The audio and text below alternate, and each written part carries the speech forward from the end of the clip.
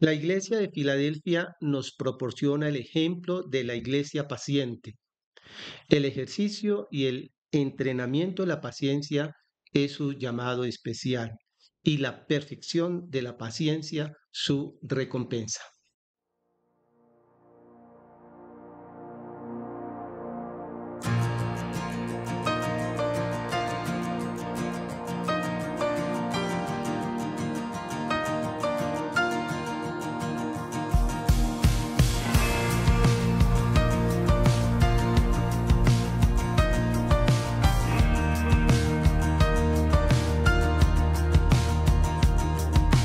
¿Quién aviva el fuego de mil soles con poder que en los cielos arde?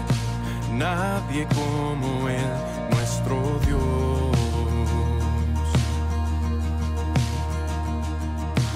¿Quién gobierna el mundo? ¿Quién levanta y quita al rey? Vence a sus rivales. Nadie como Él, nuestro Dios. Nuestro Dios.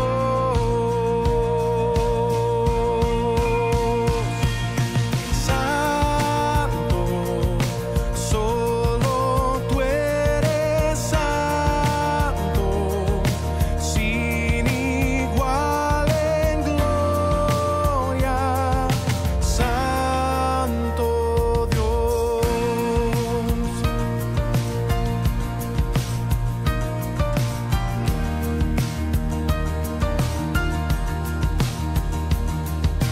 ¿Quién bajó a salvarnos, detractores de su ley?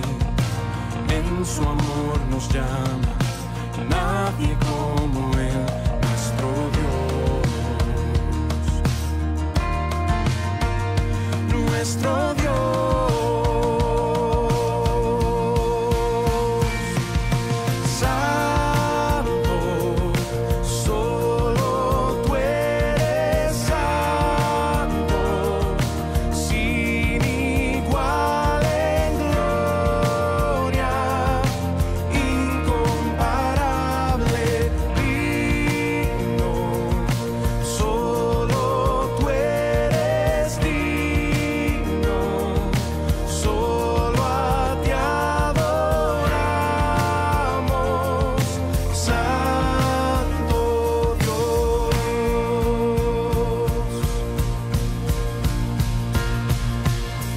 Al que en el trono está, el que era y pronto vendrá, y al Cordero inmolado, gloria. Al que en el trono está, el que era y pronto vendrá, y al Cordero inmolado, gloria.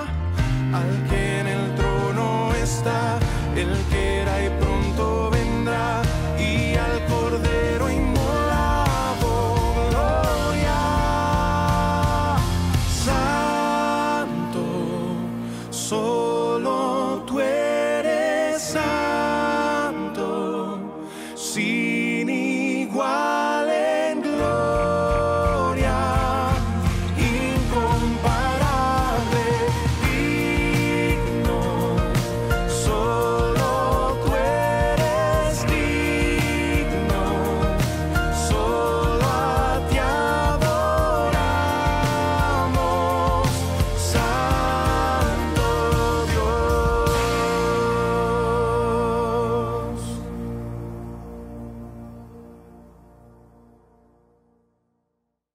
Muy buenas noches, queridos estudiantes de la Escuela Bíblica con Liderazgo. Qué alegría volver a retomar nuestras lecciones y continuar con nuestro gran estudio conociendo a Jesucristo. Ya casi estamos por terminar esta unidad. Hoy vamos a hablar del mensaje que Jesucristo le entregó a Juan para que Juan se lo entregara a la iglesia de Filadelfia. Pero antes de entrar al estudio, vamos a orar. Vamos a pedirle al Espíritu Santo que nos ilumine, que sea quien nos deje entender su palabra. Solo Él puede hacer que la entendamos, que la vivamos, que la podamos poner en práctica, que esa palabra produzca en nosotros un anhelo y un despertar espiritual por conocer más del Señor y obedecerlo en todo. Ore conmigo, Padre y Dios bueno, te damos muchísimas gracias porque hoy tenemos nuevamente la oportunidad de acercarnos al libro sagrado, Señor, para estudiar tu palabra. Dios mío, reconocemos que no somos competentes en nosotros mismos, Dios de la gloria, para poder entender tu palabra. Necesitamos a tu Espíritu Santo. Ilumínanos, por favor. Enséñanos tú. Dios mío, ilumina nuestra mente. Ayúdanos, Señor, a poner atención, a concentrarnos. Dios mío, tu palabra es alimento a nuestra alma. Que hoy en este estudio podamos ser animados, desafiados, alertados, animados, Señor, Dios de la gloria, que tú seas ministrando conforme a la necesidad particular de cada oyente. Concédame el hablar con tu unción. Necesito a tu Espíritu, Señor. Toma el control de mi vida. Toma el control de las palabras que salen de mis labios. Dios mío, que sean esas palabras que tú quieres dejar en el corazón de los que me van a escuchar. Dame esa gracia, Dios mío. Dame esa unción y ese poder. Santifica mi vida, limpia mi mente, limpia mi corazón, limpia mi boca. Que yo sea un instrumento que tú uses para tu gloria, Señor, y de bendición para muchos. En el nombre de Jesús. Amén y amén.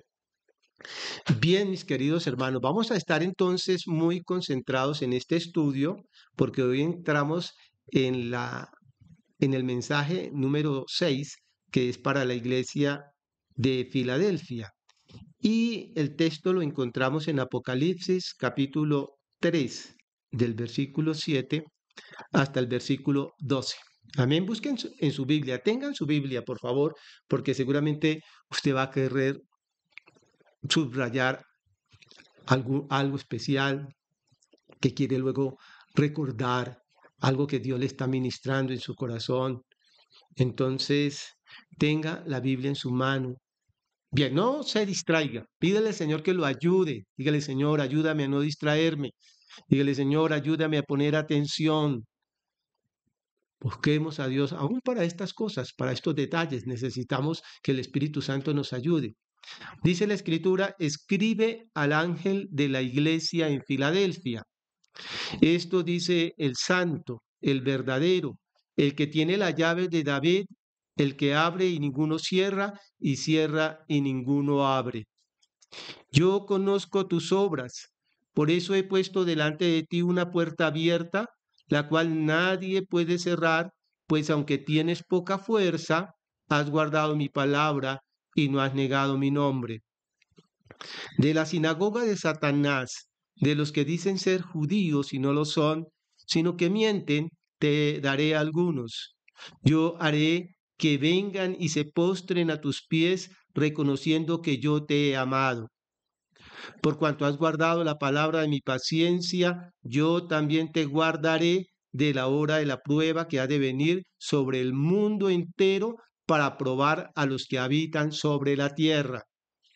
Vengo pronto, retén lo que tienes, para que ninguno tome tu corona.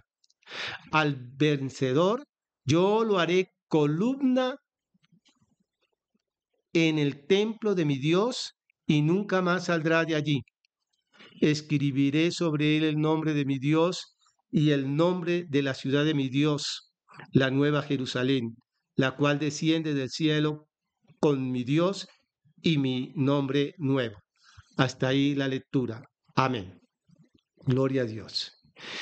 En la introducción de esta carta, el Cristo resucitado, porque recuerden que es Cristo quien habla, es Cristo quien se dirige a la iglesia, es el Cristo resucitado, el Cordero que fue inmolado. Se identifica con 3 títulos, cada uno de los cuales implica un tremendo derecho. Dice en el versículo 7, ahí devolvámonos un momentico y miremos el versículo 7.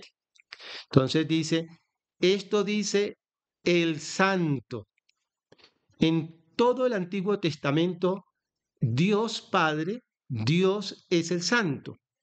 Por ejemplo, en Isaías 43:15 dice la Escritura: yo Jehová, como la firma de Dios, yo Jehová, santo vuestro, creador de Israel, vuestro rey. Y así hay muchísimas otras referencias bíblicas donde en el Antiguo Testamento se presenta a Dios como el santo. Y aquí se le da ese título al Cristo resucitado. Aquí se refiere indudablemente al Señor Jesús. Recuerde, estamos conociendo a Jesús. Y Él se está revelando, se está presentando como el santo. Este epíteto o apelativo, santo, ahora es propio de Él, o sea, siempre ha sido propio de Él. Debemos recordar que santo quiere decir diferente, separado. Dios es santo porque es diferente de los hombres.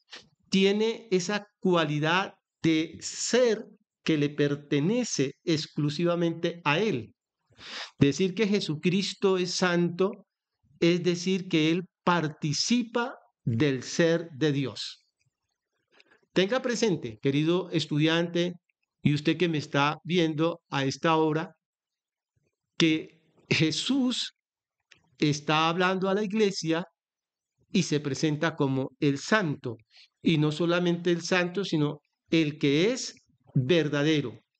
En 1 de Juan 5:20, Dios es llamado el verdadero, y aquí la descripción se aplica a Jesucristo. Jesús es la fuente de la verdad. Él dijo: yo soy el camino, la verdad y la vida. Jesucristo es la fuente de la verdad, que no puede mentir ni ser engañado, de quien procede toda verdad y cuya veracidad en su revelación es irreprochable. En Jesús se encuentra la realidad. Cuando nos encontramos cara a cara con Jesucristo, no nos encontramos como ante una silueta o ante como si fuera un bosquejo confuso de la verdad, sino con la verdad misma. El sentido de verdadero es que Él es verdad y confiable y la fuente de la verdad. Él es veraz. Jesucristo es fiel a su palabra de promesa o amenaza.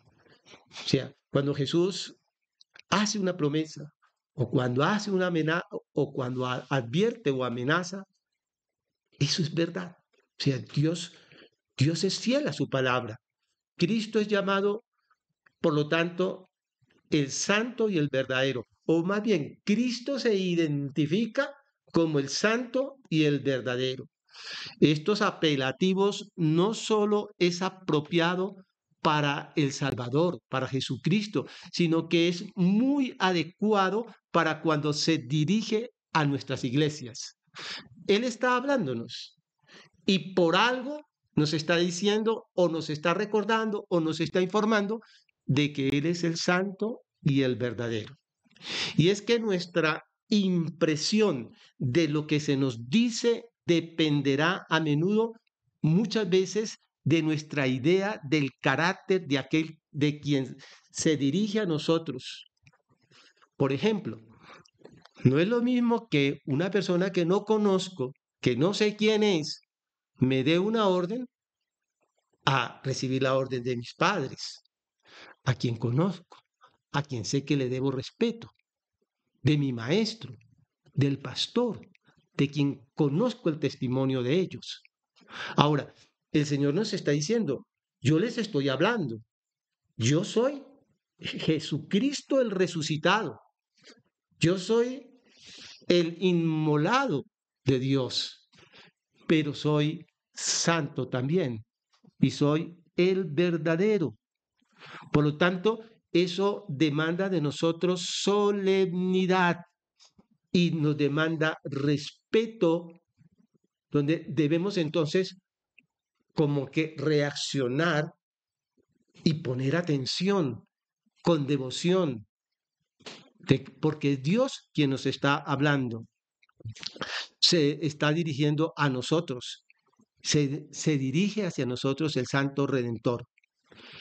Era necesario que la iglesia supiera, por lo tanto, que Él era el Santo. Los de Filadelfia, filadelfos, ellos necesitaban, usted y yo necesitamos saber que Jesús es santo, así como lo necesitaron saber los de la iglesia, la primera, la receptora en un principio de este mensaje. Porque en consecuencia, eh, nosotros vamos a descubrir que aunque somos piadosos, estamos muy lejos, pero muy lejos de los estándares divinos cuando Él demanda de nosotros santidad, porque Él es el verdadero santo. Porque cuando no consideramos a Dios santo, nuestra piedad, nuestro comportamiento, a veces delante de Dios, nos parece que, bueno, estamos sobrados. Pero cuando miramos a Dios, cuando miramos a Jesucristo como el santo, entonces la verdad, tenemos que bajar la cabeza y reconocer que nuestra piedad está muy por debajo de lo que nosotros pensamos, eh, o pesamos para con nosotros mismos. Y por eso tendríamos entonces que mirar nuestras motivaciones y cómo va nuestra pureza y conducta delante del Señor. Porque la verdad y la santidad, Dios es verdadero, Dios es santo, la verdad y la santidad están inseparablemente unidas. Bueno, el tercer título, como Cristo se presenta, es como el que tiene la llave de David, el que abre y ninguno cierra, y cierra y ninguno abre. Notemos en primer lugar que la llave es símbolo de autoridad. Aquí tenemos la descripción de Jesucristo como el que tiene la autoridad definitiva que nadie puede poner en duda. Jesucristo es el que manda y tiene autoridad y recibió un nombre que es sobre todo nombre. El lenguaje es lo que propiamente denota entonces autoridad o control. Jesucristo no solo tiene la autoridad, sino el control, porque Él tiene las llaves, como cuando uno tiene la llave de una casa.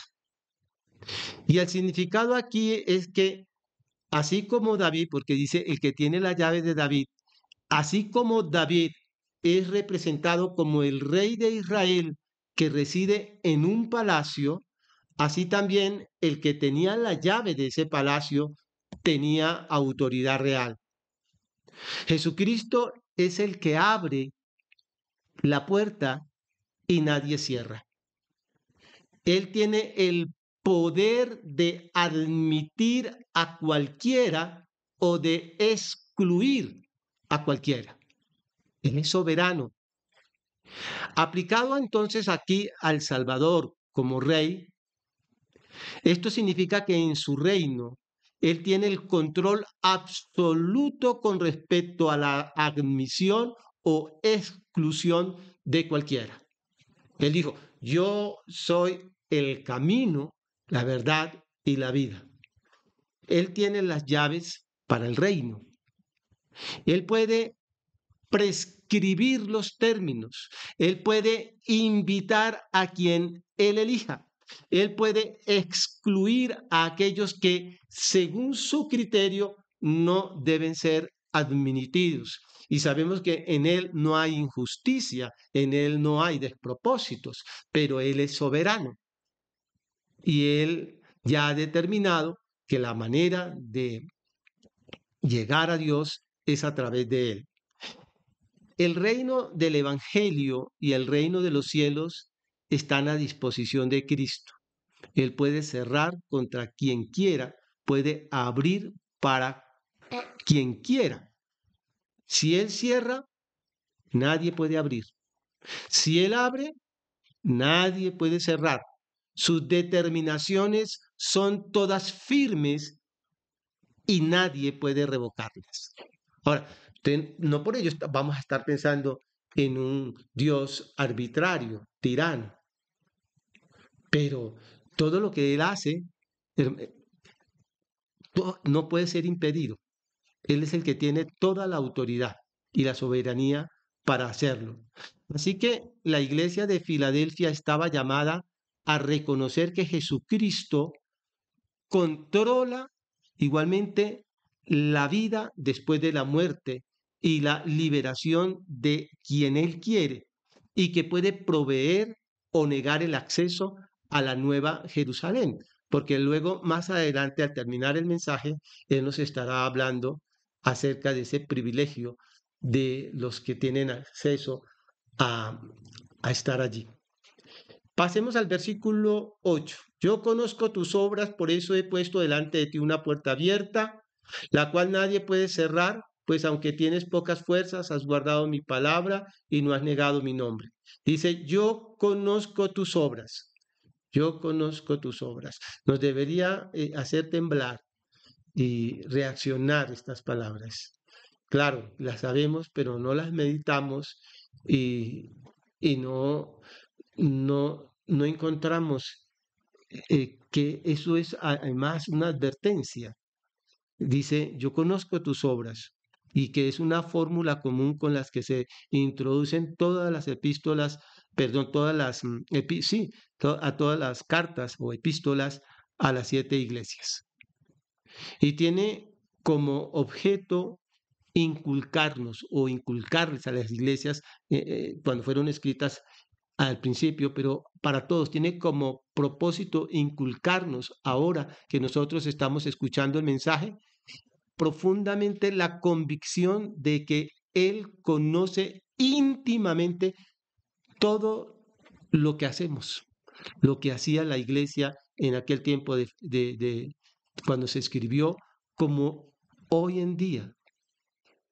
Todo lo sabe, lo bueno, lo malo, y que por lo tanto estaba plenamente capacitado para dispensar recompensas, para dar recompensas o administrar castigo conforme a la verdad y a la justicia. Él no llamó a la iglesia para ser informados. Él no pidió una lista detallada de las cosas que ellos estaban haciendo. Él lo sabe todo, no necesita que nadie se lo comunique. Él nos conoce íntimamente y sabe todo de nosotros, lo que pensamos, nuestras motivaciones, nuestras actitudes, nuestros pensamientos, todo lo sabe. Se puede observar que, como muchas de las cosas a las que se hace referencia en estas cartas, eran cosas que pertenecían al corazón. Cada vez que Dios les hablaba a las iglesias, muchas de ellas, cuando Él las reprochaba o las encomiaba, pertenecían al corazón. Y es que ¿quién conoce el corazón sino Dios? Dios sabe todo. Dice la Biblia que la palabra, por medio de la palabra, y Cristo es la palabra encarnada, dice que la palabra es como espada de doble filo que penetra hasta partir el alma y el espíritu y los tuétanos y las coyunturas y discierne los pensamientos del corazón. ¿Quién conoce el corazón sino Dios? ¿Quién conoce mi corazón y los secretos que guardo sino Dios? Lucas también hace referencia a que Jesús no se confiaba de muchos porque conocía el corazón de ellos. Y también Pablo, cuando le escribe a la iglesia de Romanos, no, perdón, le escribe a la iglesia de Corintios en el capítulo 1, él dice que no juzguemos nada fuera de tiempo, porque llegará el día en que el Señor va a juzgar todo, va a salir a la luz, las intenciones del corazón. Dice allá en primera a Timoteo, primera Corintios, perdón, primera Corintios 4, lo voy a leer aquí, primera Corintios 4:5, dice: así que no juzguéis nada antes de tiempo hasta que venga el Señor, el cual aclarará también lo oculto de las tinieblas y manifestará las intenciones de los corazones, y entonces cada uno recibirá su alabanza de Dios. ¿Quién conoce nuestro corazón? Dice, yo conozco tus obras. Delante de los hombres, nosotros podemos aparentar, podemos disimular, mostrarnos piadosos, pero Dios realmente sabe lo que hay en nuestro corazón. Y como Cristo conocía los corazones, tenía que ser un ser divino, porque solo Dios es omnisciente. Y por lo tanto, esta prueba, cuando Él se dirige a todas las iglesias, yo conozco tus obras, a todas las iglesias, es una prueba sólida de la divinidad de Cristo. Jesucristo es Dios y Jesucristo conoce nuestras vidas. Un día, cuando comparezcamos ante Él, ante el tribunal de Cristo, nosotros no vamos a tener que darle explicación de nada. Él conoce nuestras vidas. Y en su justo juicio, entonces nos irá a demandar o nos irá a premiar de acuerdo a todo lo que hayamos hecho, que ya el Señor lo sabe. La iglesia está diciendo entonces, estamos en el versículo, devolvamos al versículo 8, conozco tus obras y por eso he puesto delante de ti una puerta abierta, la cual nadie puede cerrar, pues aunque tienes poca fuerza, has guardado mi palabra y no has negado mi nombre.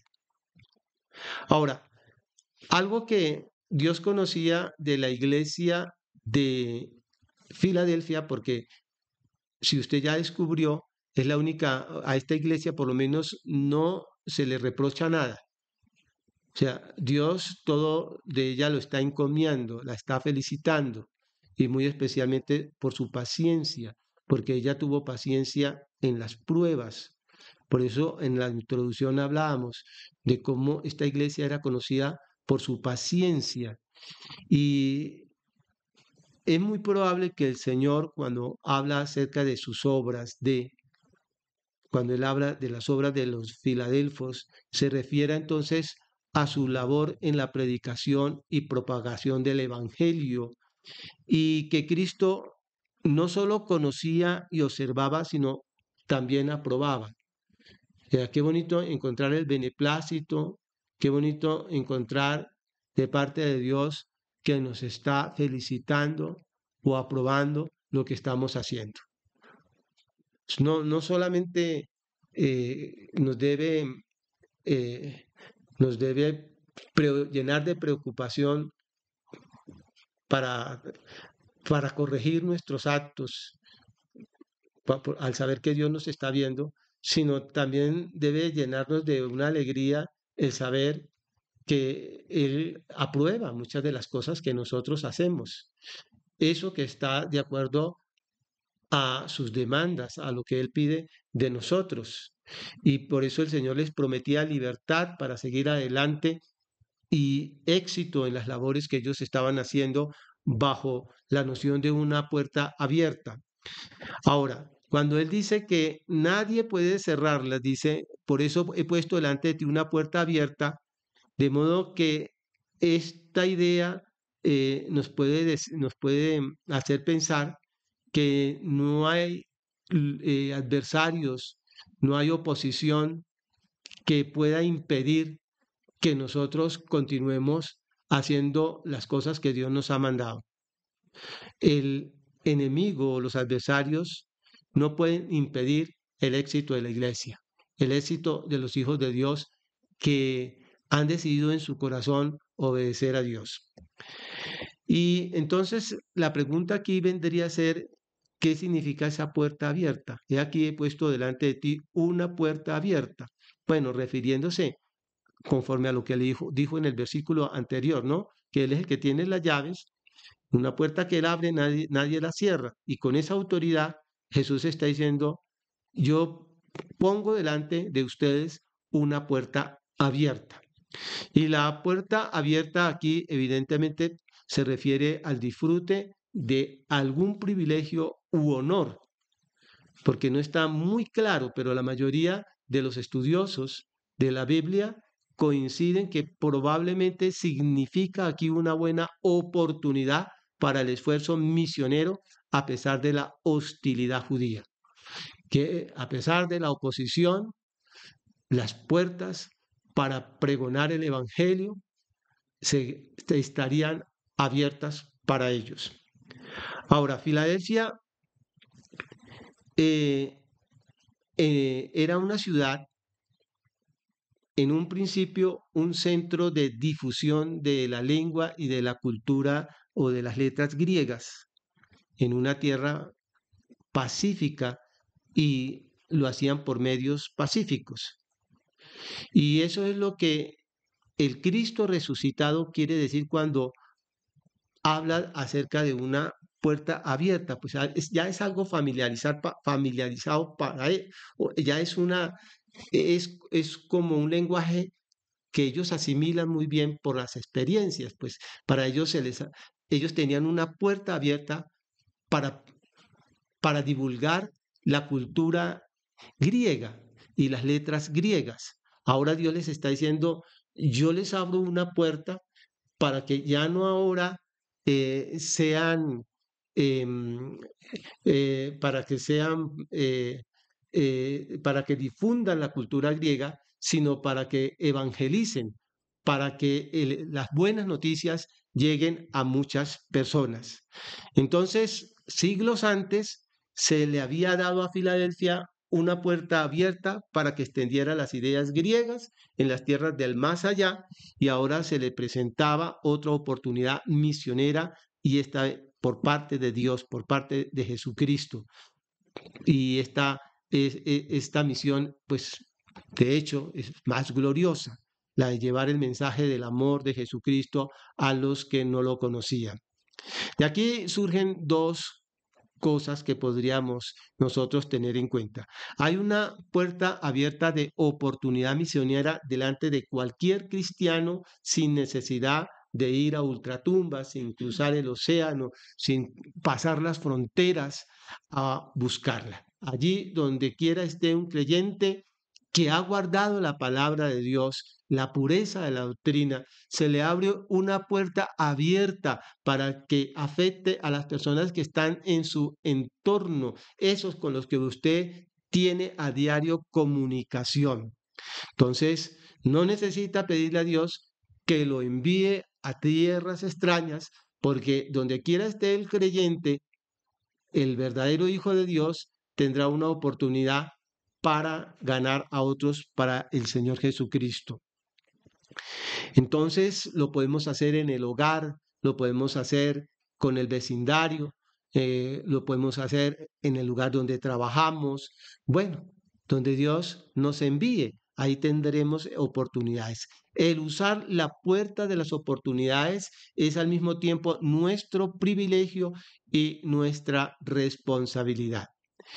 En segundo lugar, en el camino de Cristo, la recompensa de un trabajo bien hecho es más trabajo para hacer. Cuando encontramos que Dios está encomiando, felicitando a la iglesia de Filadelfia por guardar la palabra, por no negar el nombre, por no negar a Jesucristo. Y como recompensa es abrirle una puerta para darle más oportunidad para que sigan haciendo el trabajo. Quiere decir, hermanos queridos, que la recompensa que tenemos por la fidelidad de servir al Señor para guardando su palabra, andando en santidad, es más trabajo para nosotros. O sea, Dios eh, confía en nosotros y nos da todavía más oportunidades para que lo sigamos dando a conocer a otros. Y aparte de todas estas cosas, podríamos también decir que la puerta de la oración siempre está abierta para nosotros. Esa es una puerta que nadie nos puede cerrar. La oportunidad que tenemos de entrar confiadamente al trono de la gracia para alcanzar misericordia, la comunión diaria con nuestro Dios. Es una puerta que nadie la puede cerrar. Tenemos acceso por los méritos de Cristo a la presencia del Señor. Jesús la abrió cuando nos aseguró que el amor de nuestro Padre, Dios, siempre nos espera, que Él espera esa comunión de sus hijos con Él. Ahora dice ahí, he puesto delante de ti una puerta abierta la cual nadie puede cerrar, pues aunque tienes poca fuerza, la has guardado mi palabra y no has negado mi nombre. Entonces, aunque tienes fuerza, tienes poca fuerza. Puede significar que era una iglesia de pocos miembros, seguramente, y que eran también pobres en lo material.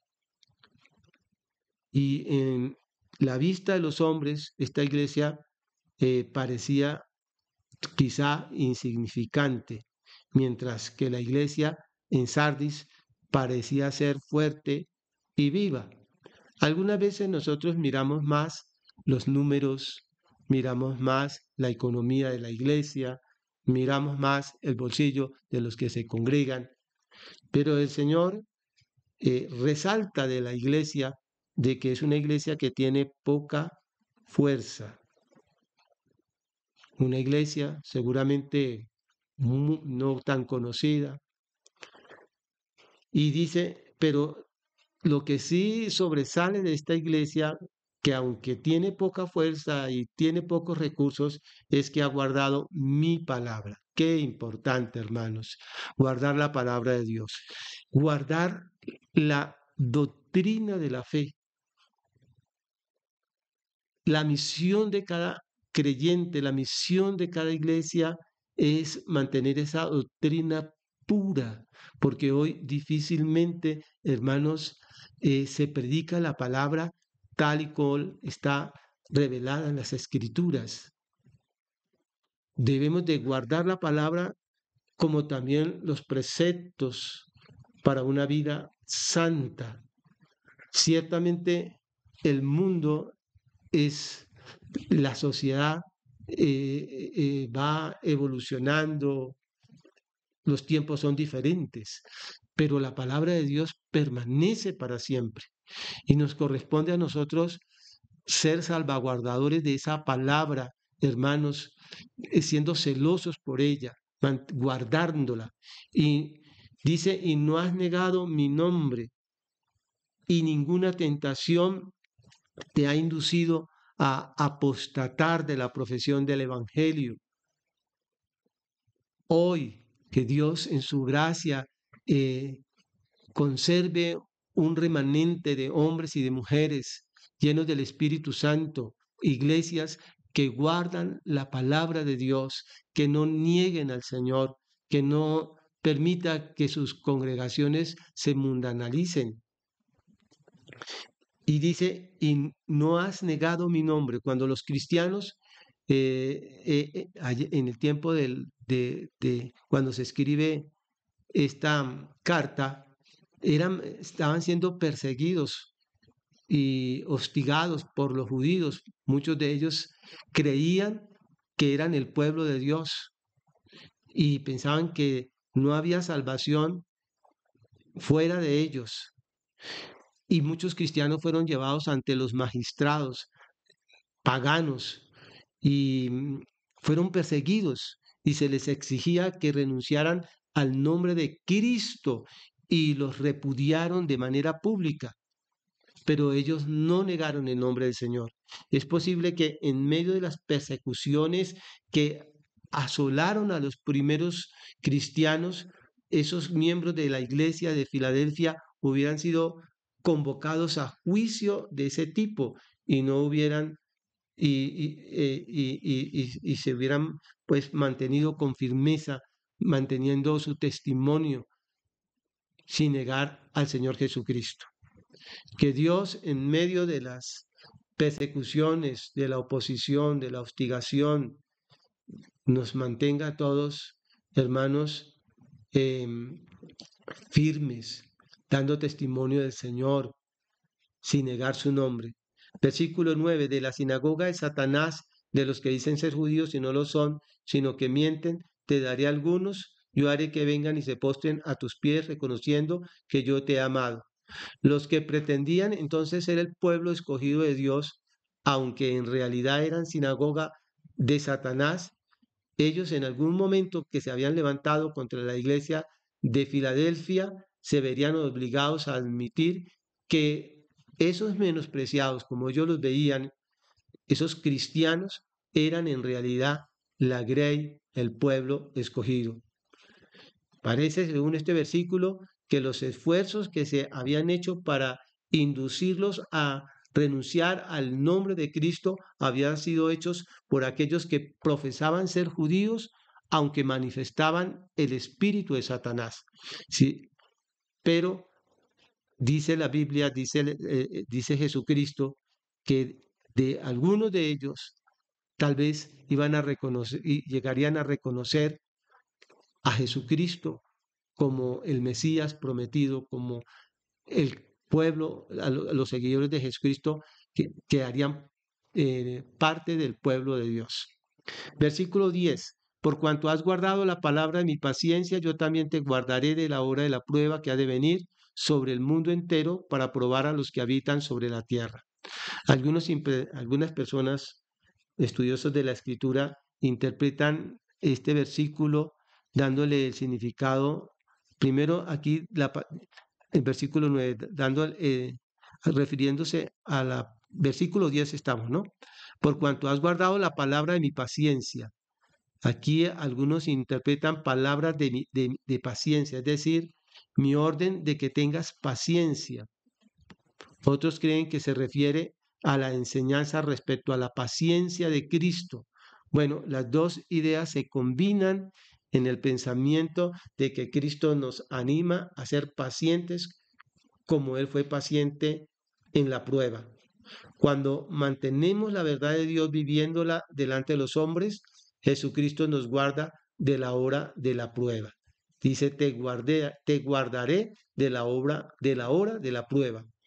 La prueba trae frecuentemente tentaciones. Jesús las resistió y Él nos ayudará a nosotros también a ser vencedores, porque sigue habiendo, por ejemplo, una iglesia en Asia Menor, a pesar de los turcos y a pesar de las persecuciones, porque la iglesia de Filadelfia se mantuvo en su testimonio y ha sido guardada a través aún de los siglos, porque Dios cumple su palabra.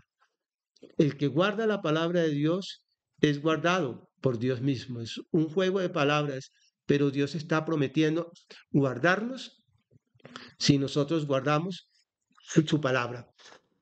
Amén.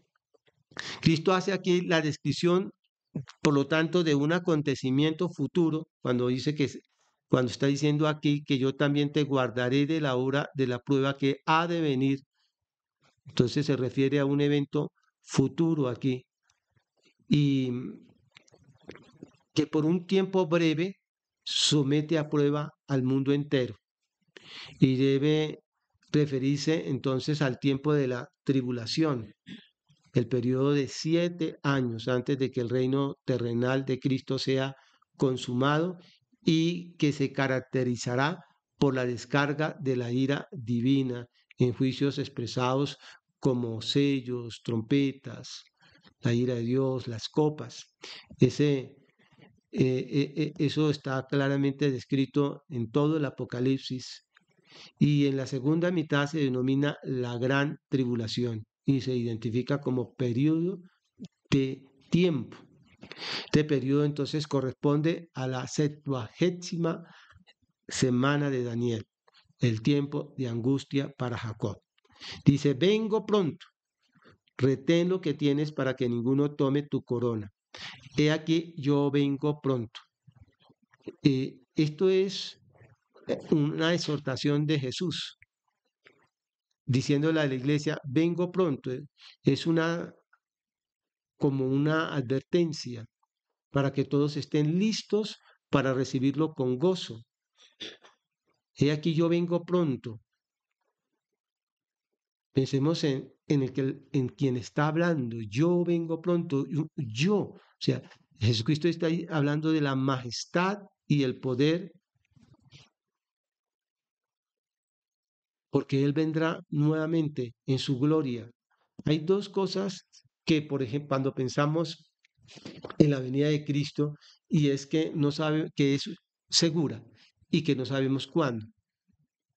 Y que también podemos encontrarlo en la muerte. No hay nada más seguro para nosotros la muerte y nada que nos llene de tanta incertidumbre como el día y la hora de nuestra muerte. Así la venida de Cristo para el creyente sabe y tiene la convicción que Cristo viene, aún a pesar de la duda o de la incredulidad o de los que no creen en esto. Cristo viene. Es algo que para nosotros es certero, cierto, pero no sabemos el día ni la hora. Y llegará, pronto vendrá. He aquí yo vengo pronto. Y si la venida de Cristo significa algo, no debe ser tristeza para el cristiano, no debe ser de angustia, no debe ser de preocupación. Significa, por el contrario, en lo que nos hemos ilusionado, esperando ese futuro glorioso, deseando ese día cuando Él aparezca y reine en justicia y todos sus enemigos sean puestos por estrado de sus pies. Es un día maravilloso que lo anhelamos, con el que soñamos, porque será completada nuestra salvación. Estar con Él por la eternidad, cuando nos encuentre, nos arrebate para encontrarnos con Él en las nubes y llevarnos, y nunca más nadie nos arrebatará, nunca nadie podrá arrebatarnos de sus manos. Y el motivo presentado aquí es, he aquí yo vengo pronto, la solemnidad del evento, yo vengo. ¿Quién viene? Cristo. Y ha de impresionarnos, hermanos, como Él dice, pronto. Para nosotros el tiempo no es lo mismo como para Dios.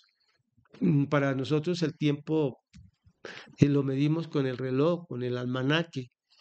Y a veces nos parece que corre rápido y otras veces nos parece que se detiene según las experiencias del momento. Pero para el Señor dice, un día para mí es como 1000 años y 1000 años como un día. Y dice, pronto. Y cuando Él habla de que viene pronto, inmediatamente le dice a la iglesia y nos está diciendo a nosotros, retengan lo que tienen. Dice el versículo 11 ya, vengo pronto, retén lo que tienes para que ninguno tome tu corona. Retén lo que tienes para que ninguno tome tu corona. Retén. ¿Qué tienes de parte de Dios? O sea, es una orden. Jesús, el santo, el verdadero, el que tiene las llaves, nos dice, retengan. Hay algo que el creyente tiene de parte de Dios. No importa cuántos años de convertido llevemos. No importa, hermanos, qué iglesia nos estemos congregando, si es sana doctrina y si tenemos una relación con el Señor correcta, ya estamos en posesión de una gran propiedad. Lo que tienes como cristiano, no solo nos esforzamos por ganar, sino también por conservar lo que tenemos. Muchos de los cristianos hablan de que en un tiempo pasado ayunaban, oraban, evangelizaban, bueno, se congregaban, asistían a todas las reuniones de la semana, pero ya no. Y el Señor, cuando le habla a la iglesia de Filadelfia, les está diciendo, ustedes tienen cosas buenas, espiritualmente hablando, tienen y practican ejercicios espirituales que deben retener. No, no solamente, a veces nosotros como que queremos es lograr y lograr, pero ¿qué tienes? Que el Señor te diga, para que el Señor nos esté diciendo, retengamos lo que tenemos. Los cristianos sinceros debemos tener mucho cuidado de conservar y conservar lo que tenemos. No hay nada más triste, hermanos, que descubrir el valor de las cosas que Dios nos dio al principio y que fueron nuestras, con las cuales nos sentimos bendecidos, bendijimos a otros y le dábamos gloria a Dios, pero que en el tiempo las perdimos. Hay un dicho popular que dice, nadie sabe lo que tiene hasta cuando lo pierde. Muchos hacían parte del coro de la iglesia, un día decidieron no y lo perdieron. Y a veces piensan, cuando yo quiero, vuelvo, pero pasa el tiempo y de pronto les da que quieren volver a otra vez a la alabanza y ya no lo pueden hacer, ya no cantan tan bonito, ahora se desafinan, ahora la situación es diferente. Retén lo que tienes. Retén tu llamado, retén tu ministerio, retén ese ejercicio espiritual, ese hábito de levantarse temprano y orar, ese hábito de leer la Biblia todos los días, ese hábito de decirle a alguien, Cristo te ama, busca al Señor. El Señor le está diciendo a la iglesia de Filadelfia, retén lo que tienes. Nos dice a nosotros, retén lo que tienes. Por eso sería bueno un autoexamen y mirar qué tenemos, que hemos recibido de Dios, qué bendición tenemos para cultivarla todavía más. No podemos abandonar en modo alguno la fe y la verdad que una vez abrazamos. Muchos estando en iglesias de sana doctrina, que recibieron palabra sana, pura, no retuvieron esa doctrina y han terminado en iglesias donde se predica un evangelio diferente. Retén esa doctrina pura y sana que el Señor te ha dado. Sé celoso de ello. Reténgalo. Retengamos, hermanos, la verdad que una vez Dios nos la reveló y la abrazamos. Dependamos del Señor, persistamos. Debemos de, como cristianos, esforzarnos por cada día ser más santos. Debemos de preservar no solo las verdades divinas, no solo la doctrina, sino el cumplimiento de todos los deberes que impone la palabra de Dios a sus hijos. Entonces, lo que tenemos se contempla más a la luz de se contempla más a la luz de un encargo que de un privilegio. O sea, el Señor nos está diciendo, ciertamente es un privilegio lo que tenemos, pero el Señor nos está diciendo, retén lo que yo te he dado, porque fácilmente lo perdemos. Yo creo que muchos de nosotros podemos hablar con nostalgia y con algo de culpa, o mucho de culpa, del pasado, de las cosas que tuvimos, que recibimos, de cómo Dios nos usaba y que ahora ya no, porque no las retuvimos. Pero estamos vivos, podemos hacer rectificaciones, podemos pedirle al Señor nuevas oportunidades, nuevamente retomar y pedir a Dios su gracia sobre nosotros. Por lo tanto, o por supuesto, todo este mandato implica la presencia de oposición, lo que hace que sea un asunto difícil. A veces retener algo genera oposición. Y muchos somos atacados de una u otra manera para no retener lo que Dios nos ha entregado. El maligno buscará desanimarnos. Nuestra carne, tan propensa al mal, a desistir y abandonar lo que Dios nos entregó. A veces un cristiano se desanima porque el cristiano es llamado a ir contra la corriente de este mundo. Y son pocos los que van contra la corriente, pero el que va contra la corriente tiene que hacer uso de toda la fuerza, de toda la fuerza. No puede por un momento soltar el remo, mientras él ve que todos los que van bajando van sin esfuerzo, van felices, van bien, río abajo. Y eso nos hace quizás de pensar que nosotros estemos del lado equivocado. Pero, mis hermanos, es que nos toca esforzarnos porque retener lo que Dios nos ha dado, seguir el camino, a veces o casi siempre encontramos oposición y resistencia. Por lo tanto, aférrate. No estamos solos. No estamos solos como nos imaginamos. No diga en tu corazón, es que todo el mundo lo hace. El único bicho raro soy yo. La única persona más rara del mundo soy yo. No, no estás solo. El Señor dijo, no te dejaré, no te desampararé. El Señor dijo que estaría con nosotros todos los días hasta el fin del mundo. Entonces, aférrate a lo que tienes. Todo aquel que alguna vez ha tenido tesoros espirituales se siente a veces tentado a pensar que su tesoro espiritual debe estar seguro. Pero si lo descuidas, más adelante el Señor va a decir que nadie tome tu corona. Porque va a hablar de una corona. Porque lo que nosotros hacemos para la obra del Señor, o sea, que nosotros somos colaboradores aquí en la tierra de lo que Dios está haciendo. Y todos esos esfuerzos es como estarle sacando lustre a una corona. La corona, desde luego que se habla aquí, no es el símbolo de la realeza. No es una corona de oro donde se le pone un rey, sino nuestras coronas se están aquí moldeando con nuestros esfuerzos, oraciones y sacrificios presentes. Cada uno de los hijos de Dios, usted y yo, tenemos algo, algún logro, alguna experiencia.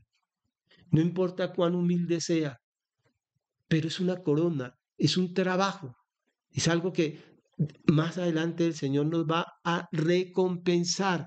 Y dice, y hay una terrible posibilidad de perder la corona, porque dice que nadie la tome.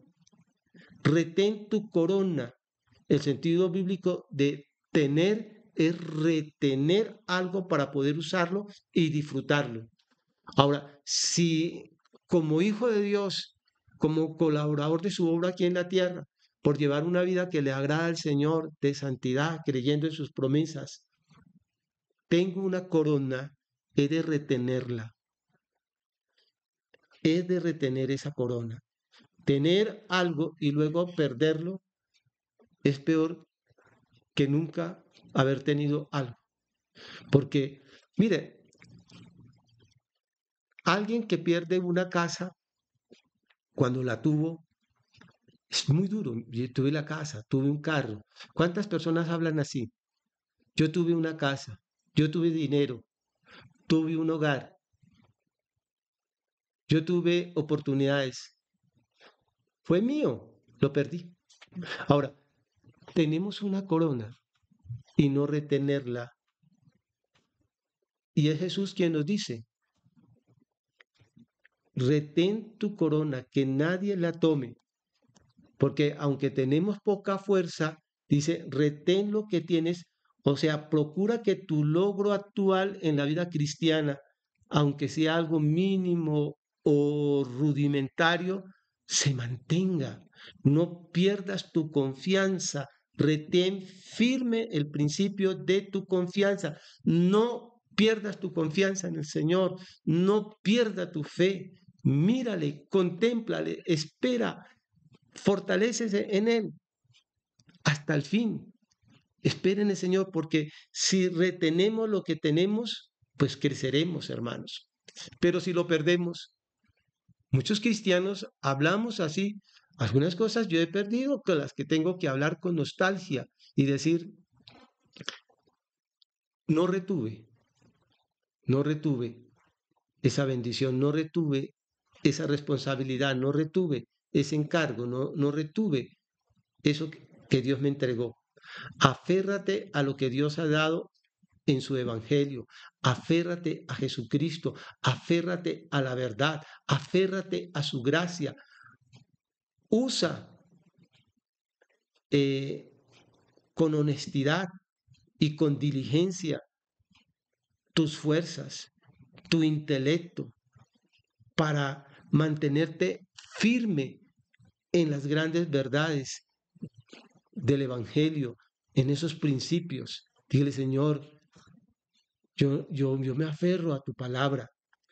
Ahora, por supuesto que no tenemos que pensar aquí, o no podemos malinterpretar la palabra, esta advertencia, como si significara que alguna otra persona podría robar y poner sobre su propia cabeza la corona que una vez estuvo destinada para nosotros, lo cual es una absoluta imposibilidad y absurdo. Nadie podría así lo intentar. Pero el Señor sí nos dice que algo que pudo haber sido mío ya no lo tenga.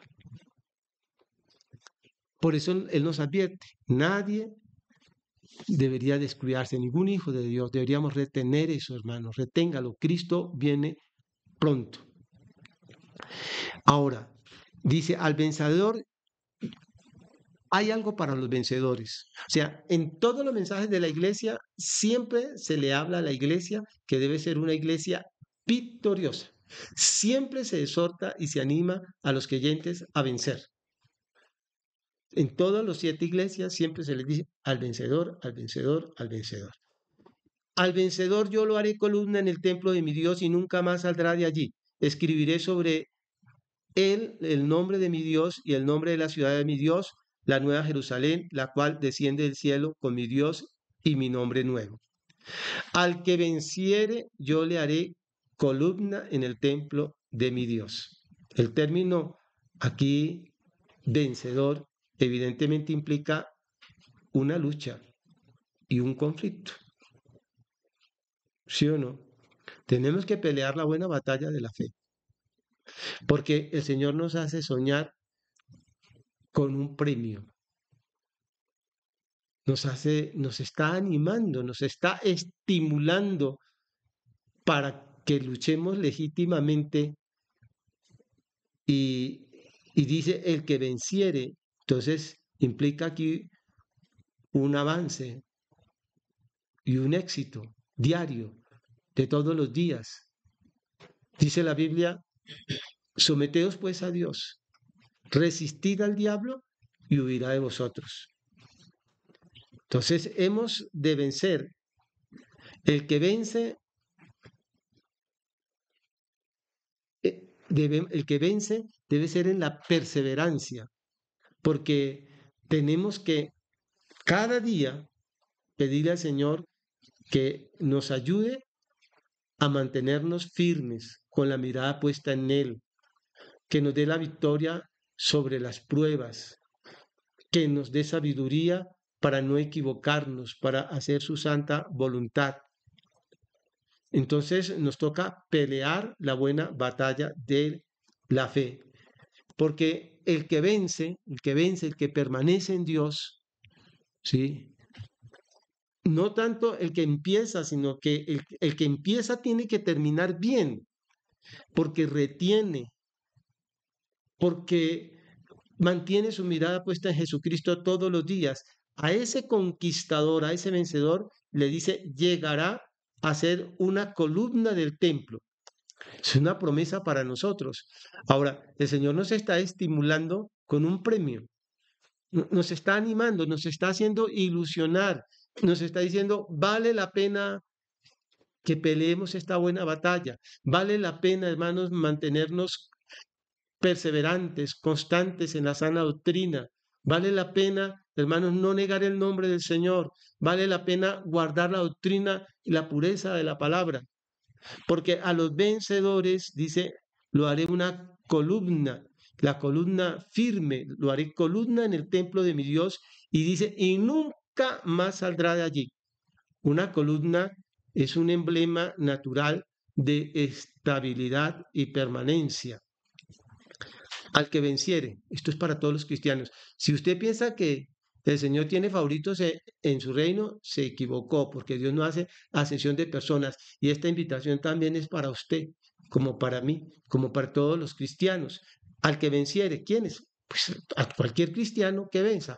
No importa el color, no importa dónde resida, no importa su economía. Dice, si vence, entonces lo hará columna.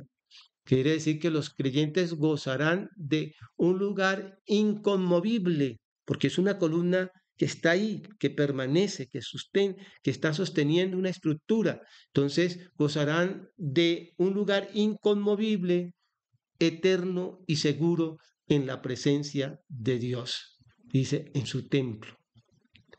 Y en esa columna dice que somos nosotros, escribiré.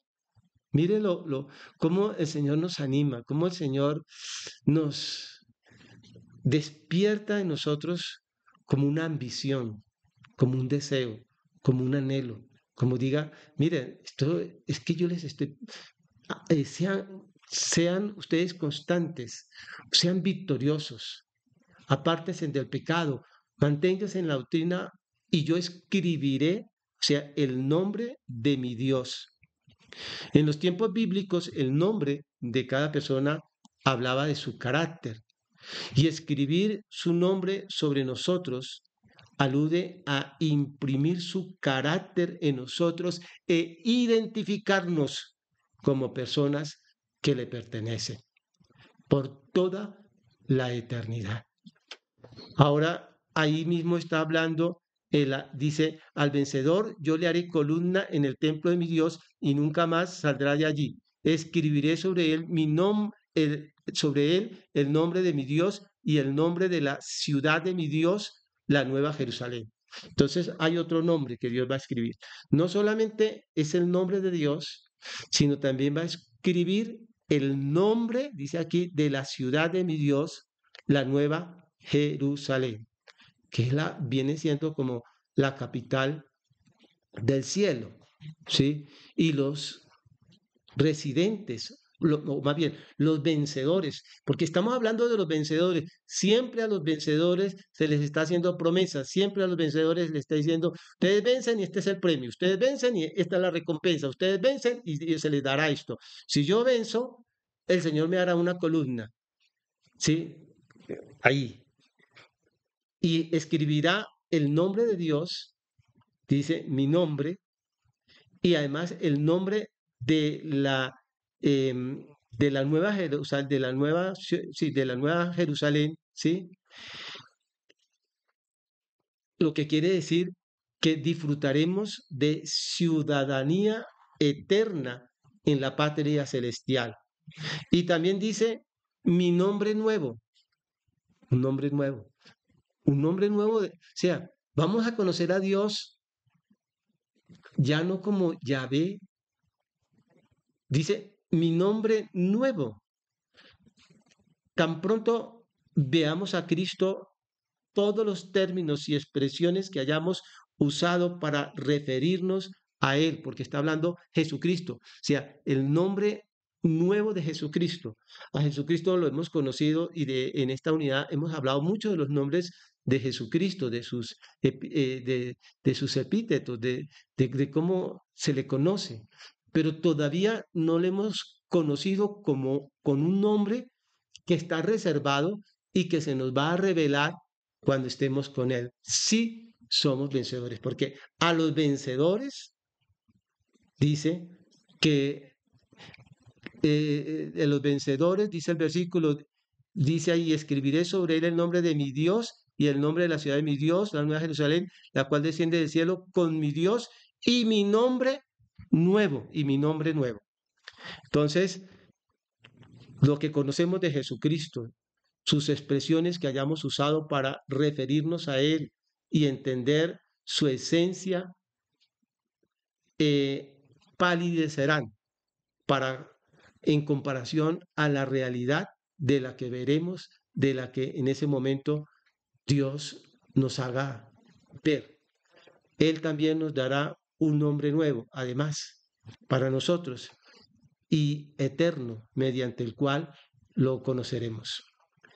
Entonces, hermanos, yo los animo para que aprendamos del mensaje que el Señor le trajo a la iglesia de Filadelfia, que seamos nosotros esa iglesia que agrada a Dios, que guarda la palabra del Señor, que no niega a Dios, a Jesucristo, una iglesia que se mantiene en su pureza doctrinal, una iglesia que se mantiene pura y santa.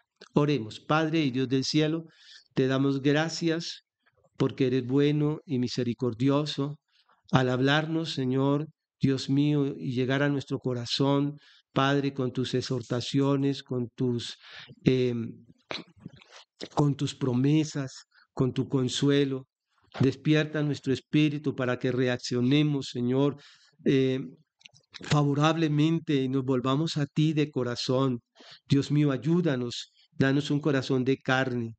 Queremos, Señor, ser como la iglesia de Filadelfia, una iglesia, Dios mío, que guarda tu palabra, una iglesia, Señor, Dios mío, que conserva la pureza de la verdad, una iglesia que no niega tu nombre, una iglesia santa, obediente. Dios mío, despierta nuestro espíritu. Queremos, Señor, estar preparados para cuando tú aparezcas, Señor, nos encuentres santificados, Dios mío, y que el día de las recompensas nosotros seamos hallados, Dios mío, dignos, Señor, de recibir todos estos premios, todas estas promesas que tú has hecho a los vencedores.